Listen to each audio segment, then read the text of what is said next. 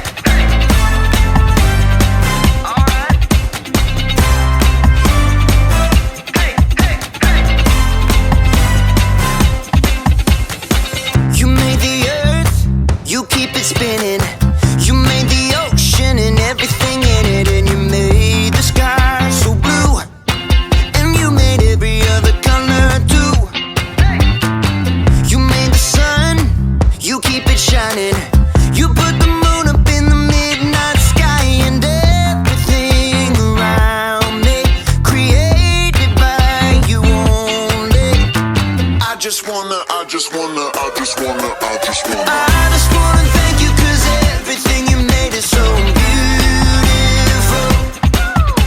Every single star and every beat of my heart, and it's beautiful. You made my feet, you made my hands, you make me sing and you make me dance, 'cause your love is all around me, and your love is so astounding. I just wanna thank you 'cause everything you made is so beautiful. Every single star and every beat of my heart, and it's beautiful. Here we go, break it down now. Everything you created with your imagination is wonderful and good, wonderful and good. You're my inspiration beyond all explanation. You're wonderful and good, you're wonderful and good. Everything you created with your imagination is wonderful and good, wonderful and good. You're my inspiration beyond all explanation. You're wonderful and good, you're wonderful and good. I just wanna thank you 'cause everything you made is so beautiful. Every single star and every beat of my heart, and it's beautiful. I just wanna thank you 'cause everything you made is so beautiful. Every single star and every beat of my heart, and it's beautiful.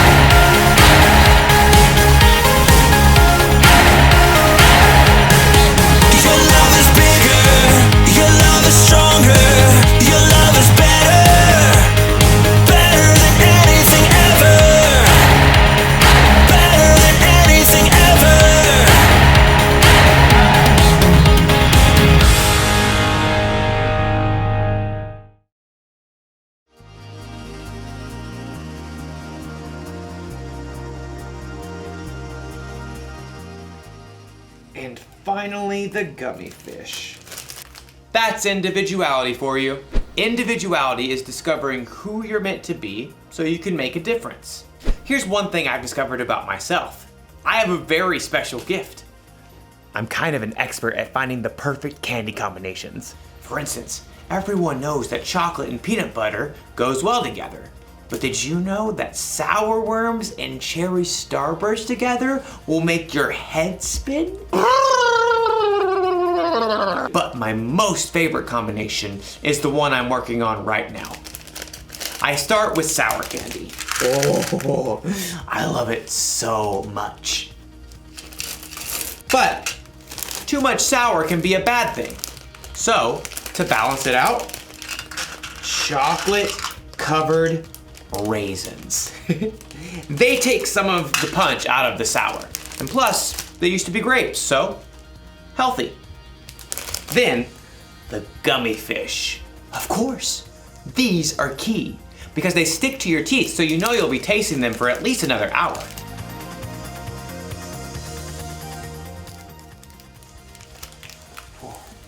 You see that?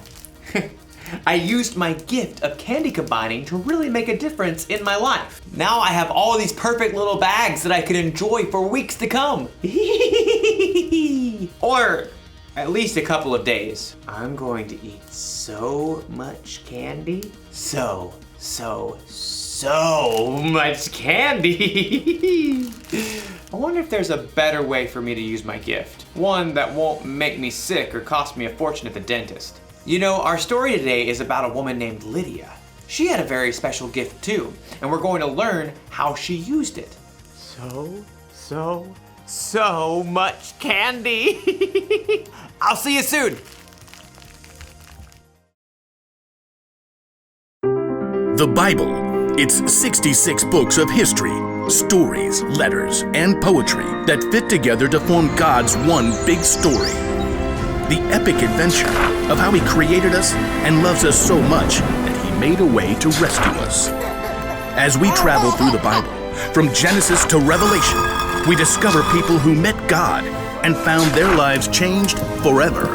Now, for an amazing story, inspired by the book of Acts, chapter 16, verses 13 through 15. Lydia of Thyatira was a remarkable woman. Her city was known for its craftsmen, especially those who made and sold expensive purple dye. Take a look. I use only the finest snail shells. Though most successful people in business were men, Lydia learned the craft of purple dye. And when she traveled to the Roman city of Philippi, she set up a business selling rare, expensive purple cloth. Please note, we have lilac, plum, iris, lavender, and grape fabric laid out. And over here you'll find amethyst, eggplant, and orchid. Lydia had likely been raised to believe in many false gods, but in her heart, she knew there was something more. The Jewish people believe in just one God. What if they're right? The city of Philippi had laws against bringing any unknown religion into the city. But Lydia would meet outside the city gates on the riverbank with a group of women who believed in the one true God. Love the Lord your God with all your heart and with all your soul. Love Him with all your strength. Lydia and the other women had never heard of Jesus. But as they began to seek God together, God sent a vision to someone else, the Apostle Paul, who was staying in the Greek city of Troas. Dream. It was so vivid. I saw a man standing right here begging me. He said, "Come over to Macedonia. Help us." Immediately, Paul and his friends set sail. Within a few days, they reached land and traveled to Philippi, one of the most important cities in Macedonia. So we just start by finding a synagogue of Jewish believers, right? I don't think there is a synagogue here. On the Sabbath, a day of worship, Paul and his friends went down to the river, hoping to find a place of prayer. Shall we gather at the river? Excuse me. Hi there. Do you wish to join us? We're praying to the one true God. Absolutely. There, by the river, Paul told the story of Jesus and how anyone who chose to follow Jesus could have a relationship with God that lasts forever. But this is amazing. This changes everything. The Lord opened Lydia's heart to believe every word of Paul's message. I wish to be baptized. At once. Not only was Lydia baptized, but she immediately shared the good news with her family and everyone who lived and worked in her home. And they too were baptized. Lydia gathered Paul and his friends. Do you consider me a believer in the Lord? If you do, come and stay at my house. We would be honored. As a successful businesswoman, Lydia's house was likely large and beautiful. We must meet here from now on. Lydia did not hesitate to give everything she had to the believers in the brand new church. And when Paul and Silas were later thrown in prison and then released, they immediately returned to Lydia's home to rest and prepare before they left the city. You must be brave. Of course we will. Don't forget to write. Later, Paul did write a letter to Lydia and others in the church of Philippi, and he remembered his time spent in Lydia's home and the church there with great joy. I thank my God every time I remember you. In all my prayers for all of you, I always pray with joy. I'm happy because you have joined me in spreading the good news. God began a good work in you, and I am sure that he will carry it on until it is completed. In everything she did, Lydia continued to use her gifts to help others.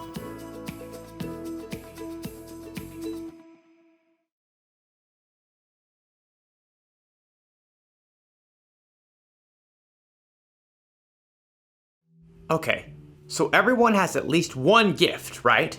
Something they can do really well. And it doesn't have to be something flashy, like being an amazing singer. O sole mio. You could be good at baking, swimming, finding things that are lost, talking very, very, very, very fast, making people laugh, identifying different species of birds. It's a blue-throated macaw. Lydia's gift was that she was good at business. She knew how to make money by selling things that people wanted. She sold purple cloth. I wonder if she sold a coat like this. Probably not. Whether you know it or not, you have a gift. You may even have more than one. But what your gifts are isn't as important as how you use them. Lydia used the money she made in her business to provide a place to stay for the Apostle Paul and his friends. She used her gifts to help others. And Jesus was constantly teaching people, healing people, and loving people. He used his gifts to help others too. That's what we should do. When we're good at something, we shouldn't just use it to help ourselves or to make ourselves look good. God gave us our gifts, and we should share them with other people. That's the one thing to remember today. Use your gifts to help others. So I think I'm gonna share these bags of candy instead of keeping them all to myself. And not only that, I bet I can use my gift to help other people find their favorite candy combinations. I could go into business like Lydia. Whew. This idea is making my head spin. I'll see you next time. Now, what candy goes well with Chick-a sticks?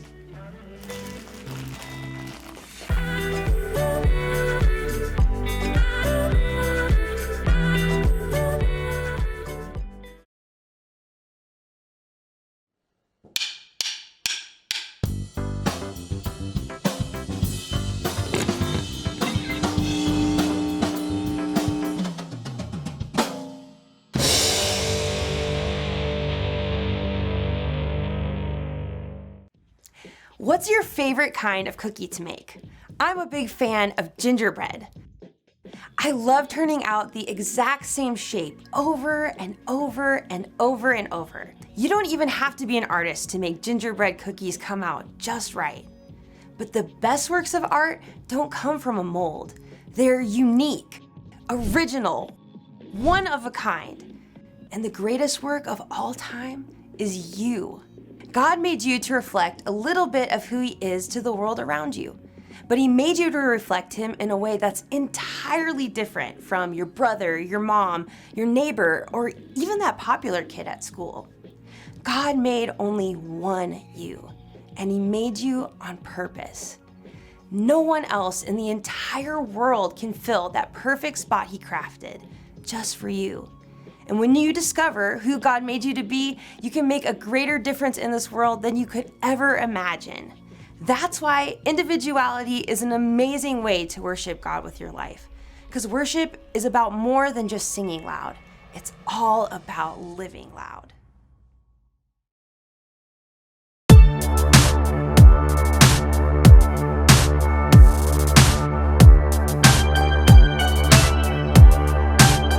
You made my heart, made my mind, made me bright so I could shine. And I just wanna say that I'm amazed. All the things that make me me, make you smile, and I can see that God, your love for me, your love for me. You are perfect, you don't make mistakes. I am loved by you the way I'm made. You are perfect, you don't make mistakes. I am loved by you the way I'm made. You made me on purpose, and I am not broken. You remind me of the truth that you have spoken over me. I am yours, I'm enough, I am loved deeper than the sea. You made me to be gloriously free.